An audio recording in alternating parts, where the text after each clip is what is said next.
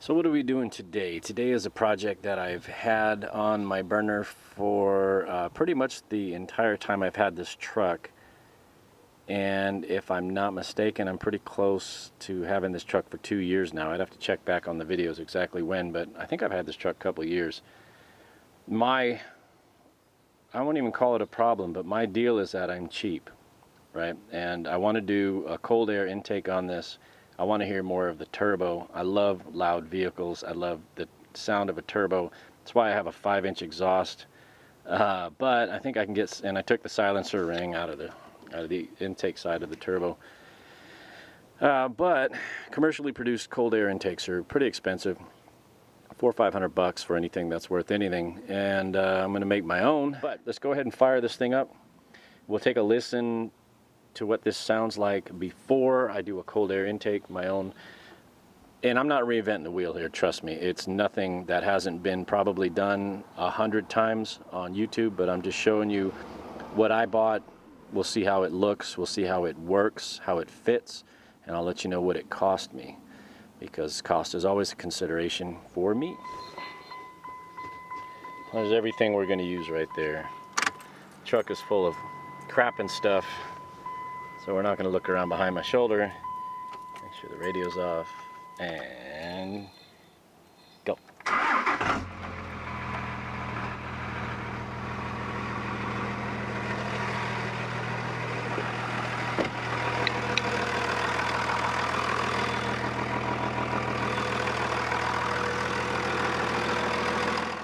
So here are the parts that I bought to do this. We're going to start with the granddaddy of them all. We're just going to go big. This is a Napa Gold air filter. It's the 6637. I got this on eBay. It was $43 shipped. And this thing is huge.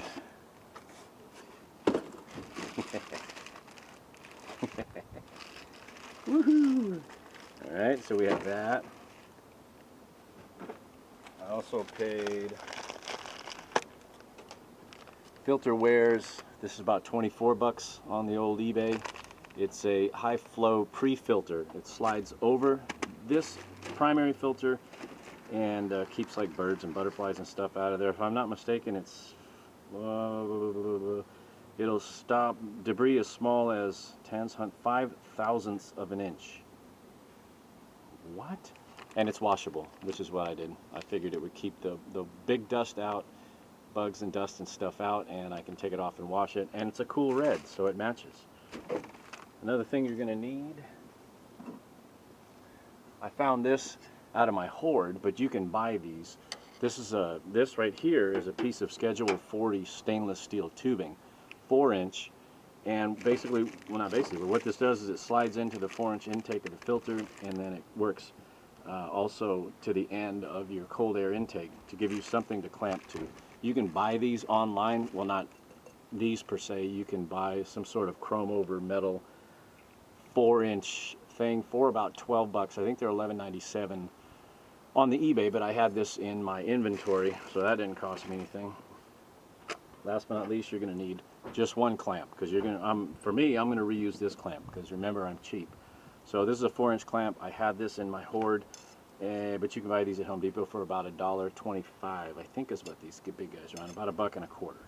So let's start taking this apart, and then the stuff, I'm going to make a heat shield right there, but I'll show you that in a minute. Let's get everything apart, and then we'll talk about how we're going to build a heat shield.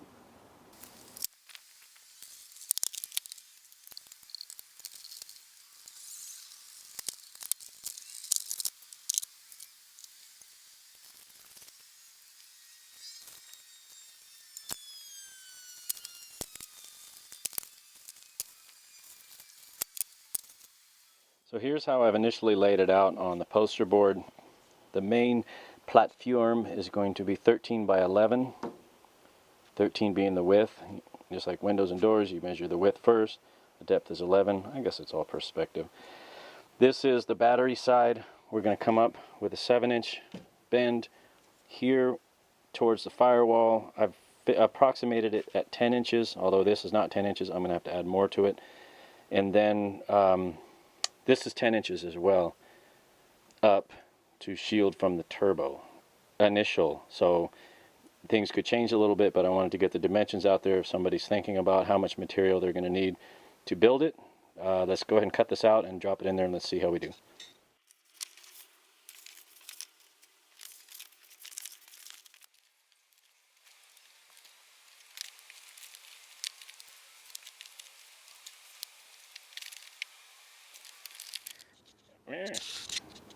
Okay, so a little fit and fiddle.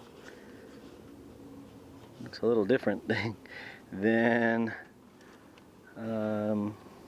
yeah, the one I first did, but this whole thing can slide over a little bit. Just trying not to. I'm not going to punch the holes in the bottom of it, I think, until I get it all built.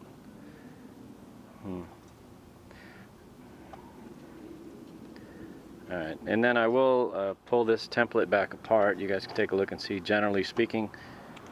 Am I putting too much time into this? Yeah, probably. It'll still get the majority of its cool air there. And then, of course, you know, I mean, the intercooler, what's the intercooler for but to cool down the hot intake. Yeah, I think that'll fit. I think. Let's see. I think it'll squidge it. It won't squidge it. I don't know. You guys can't see anything. Can you see anything? Hang on, I gotta go look for a piece of metal. I think this is bigger than the original piece that I had thought I would use. So that's awesome. That's awesome. I'll be right back. So here's how the template lays out. This is going to be, I think this is like probably 95% to where I need it to be. You're looking at a piece, I want to cut it out of one piece of metal, 30 inches, I think it's 22, roughly 30 by 22. And these are the dimensions. From this crease to here is 9, from this crease to here is 9.5. This is just the dimension that way. We're looking at a 10-inch span from there to there. 9.5 from that crease to the upper edge. 9-inch from here to here. That makes this approximately 12 inches. Excuse me. 12 3/4 from this edge to here. This is this should be a straight line from this crease to here, but I'm going to fudge it a little bit. If I'm not mistaken, okay, we're 12 inches. Don't pay attention to that, actually, because I had done some. We'll do 12 to here. Okay. 12 3/4 from there to there. This is for the intake boot. It's 5 1/4 inch OD. Should give me enough clearance to fiddle fart around. 9 inches from there to there. 7 1/4 from there to there. It's a straight line down. I cut that first and then I came in and did this. And that way, in theory, the air filter should fit in here. So I've actually got to dig around in my hoard. Like I said, I want to do this in one piece, and it got a little bigger than I had originally anticipated. So let me dig around. We'll be right back. So my hoard once again is paid off. I have a stack of construction zone signs. A good friend of mine had a paving and excavating company, and when he closed down his shop, I was in there cherry picking some of the cool stuff, and I brought home a bunch of raw material. At least in my minds, there were raw material. There were stop signs like this and one-way signs and men at work signs. I grabbed all the big pieces of aluminum, and they're perfect. I've been using them for several projects over the years.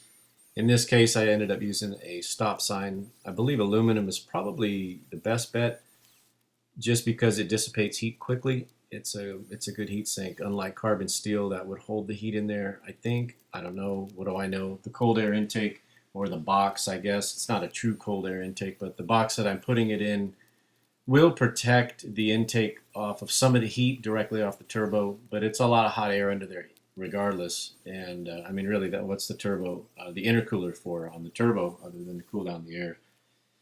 So this is one take, one do. And for some reason, it actually worked out pretty decent. You know, I don't have a sheet metal brake. Not for lack of wanting one, but just for lack of floor space. I'm pretty limited. The shop that I do all my work in is 16 by 16. I've got the GTO parked in the garage. I don't have any space, and a good sheet metal brake takes up a lot of footprint.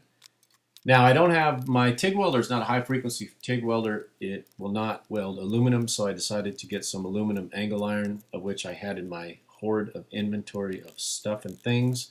I'm using my hand punch there, the yellow handle tool, to knock the holes in it, because it just, of course, it's just cool. If you have the tool, you're going to use it. It makes really light work of popping holes in that metal. And of course, I measured them and spaced them, and I'm using pop rivets because I think they look clean. I think it gives it kind of a nice effect. I'm going to ultimately hit this entire box inside and out with a wire wheel, give it 3 or 4 good coats of paint.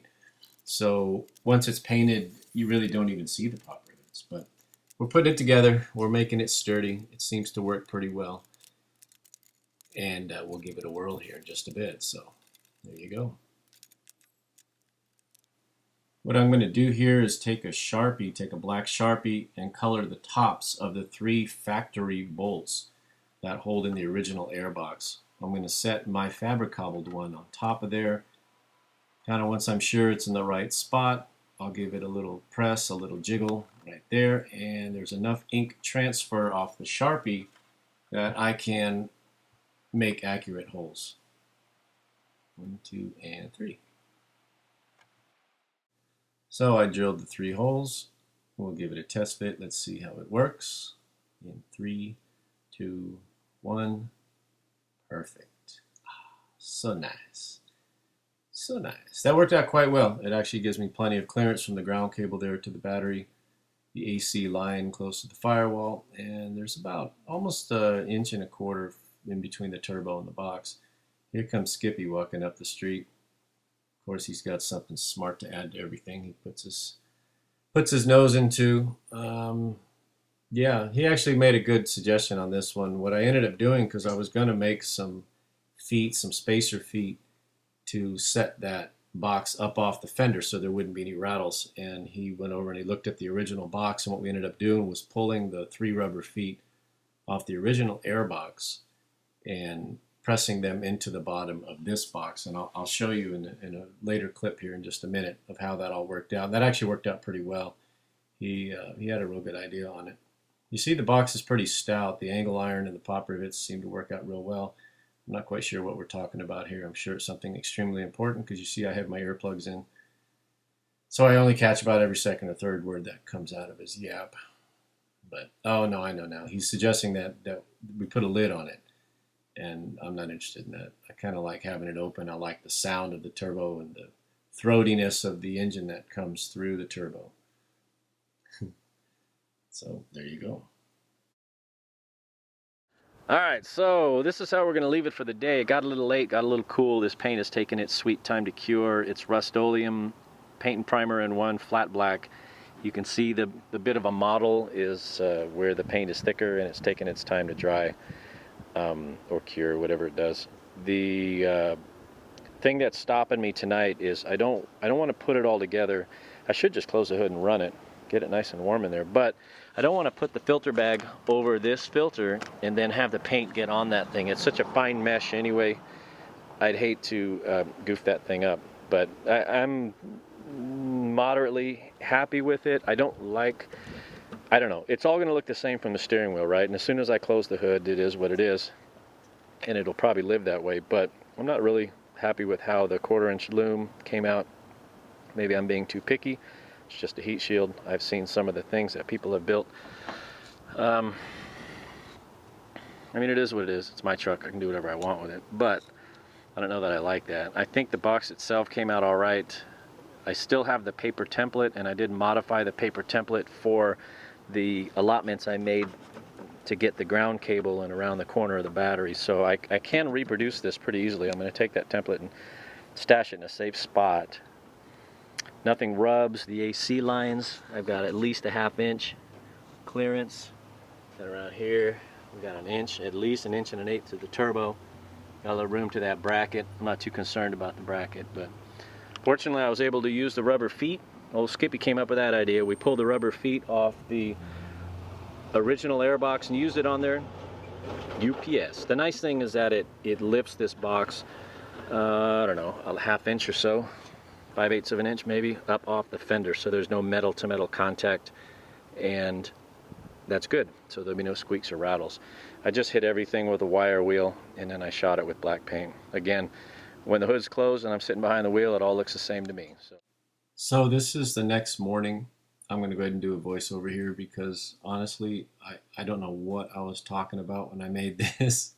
And I'm sitting here doing editing, post-production, and I'm listening to what I'm saying, and I just sound like a doofus. So not that I probably sound any better now, but I like the way the paint dried. I like the way things come out. I like how sturdy the box is. And the loom is growing on me, although I'll probably put some rubber, split some rubber hose and slide it over there, maybe put some door edging or something that you get for a car. But for right now, it's going to work. So let's get the final assembly done and I'll show you where we are. So there's where it sits for right now. This box fits quite nicely in there. When Skippy was here yesterday, he says, oh, why don't you put a top on it? So it gets all the air from this cold side. I don't think I'm going to do that. Or you could drive faster. I think I'm going to leave it open like this. Honestly, I don't think that's what your intercooler is for. This is still going to get some warm air, but I'm hoping that the air that blows off this fan takes most of this heat and pushes that back down through the firewall and out through the back of the truck, and then that it's going to get the majority of its air from there. For about 66 bucks, I can't complain. I kind of like the look of that too. I'm glad I went with the red. Oh, and this bag fits perfect on this filter for the Napa 6637. Filterwares.com. We'll see how it holds up. They are not sponsoring this. Nobody gives me things for free because I don't want things for free. If I like it, I like it. If I don't, I'll let you know. But so far, this Napa filter is money. I like it. This Filterwares bag is money. It is tailored to fit. You see the seam there? It fits beautifully, beautifully. So let's fire this thing up, do a little cold start. You probably won't hear any difference. We'll walk around and listen to it, and that's how we're going to do the outro of this video of this thing running. Once I get it out on the road, under some kind of load, then I think you're really going to hear much more of that turbo than we were getting before when it was in that stock airbox. So if it does improve performance, that's fantastic. I think it looks cool. I like the sound of the turbo, I really do. So as long as it makes the turbo louder, then it's money well spent. It's not about performance because this isn't a performance truck. It's just got to be able to haul heavy loads. But let's go ahead and go around and fire this thing up. God, I got the spider webs. Spiders this time of year just take over. Where's my keys? Let's fire this thing up. We'll go listen. So, yeah, we're going to do the outro with this thing running. All right, got to go, got to run. See ya.